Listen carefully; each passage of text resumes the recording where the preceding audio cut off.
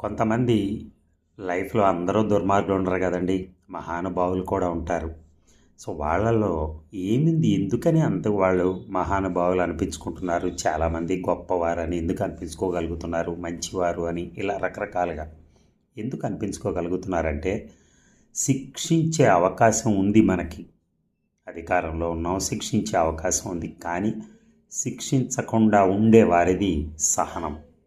వాళ్ళు సహనంతో ఉంటారు, కక్ష తీర్చుకోవాలని చూడరు. వదిలి వెళ్ళటానికి ఎన్నో కారణాలు ఉన్నాయి. వదిలి వెళ్ళకుండా ఉండే వారిది ప్రేమ. ఎందుకంటే వాళ్ళు చెప్తున్నా కదా ఇందాక, సహనంతో ఉంటారు.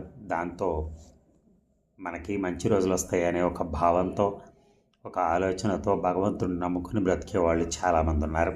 అలాగా వాళ్ళది ప్రేమ అంటారు. తప్పు చేయడానికి ఎన్నో మార్గాలు ఉన్నాయి. మనకు నిజంగా డబ్బులు అందట్లేదు, తప్పు చేసుకుంటే మనకు వస్తాయి. ఇది చాలామంది లంచాలు తీసుకునే వాళ్ళని చూస్తున్నాం మనం.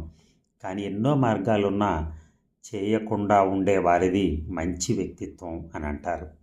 అలా సహనం, ప్రేమ, మంచి వ్యక్తిత్వం ఉన్నటువంటి ఎవరైతే ఉన్నారో వాళ్ళు, ఆ భావాలను కలిగి ఉన్నారో వాళ్ళు నిజంగా గొప్ప వ్యక్తులు.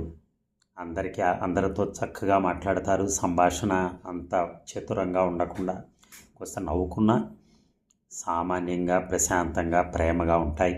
అలాగే వాళ్ళు ప్రేమించే ప్రేమ అంటే వాళ్ళు చూపించే ఆత్మీయత, బంధుత్వం ఏదైనా కావచ్చు, అవన్నీ కూడా వేరేగా ఉంటాయి. అలాగే ఆ వ్యక్తి ఇంకొకళ్ళ మాట అనాలంటే 100 కాదు 1000 సార్లు ఆలోచిస్తాడు.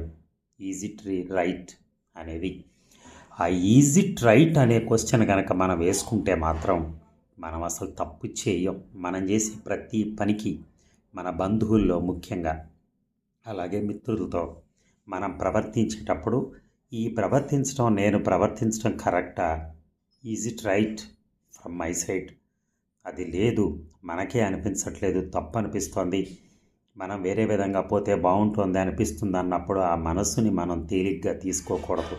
ఎందుకంటే మనకు మంచి ఆలోచనలు ఇస్తుంది మనస్సు. కానీ మనకున్నటువంటి ఆ భేషజం, ఆ పొగరు, ఇవన్నీ చాలా ఉంటాయి. గర్వం, అది చెప్పేది ఏంటి, వాడి సంగతి చూడాల్సిందే అంటాడు.